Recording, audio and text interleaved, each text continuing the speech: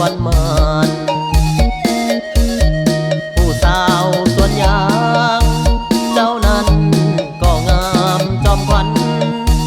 แต่ยังบ่สู่สาวส่วนมันน้องนั้นเจ้างามอีหลีเมื่ออายคนนี้ได้พบคนดีอยู่แถวบ้าน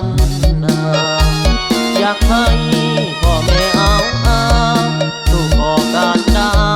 แต่งงานทันทีเจ้าอย่าละแวงคำแพงอายฮักอีหลีทั้งตัวหัวใจที่มีอายขอมอบให้เจ้าอายนี่อยากเว้าว่าหักเจ้าผู้สาวส่วนมัน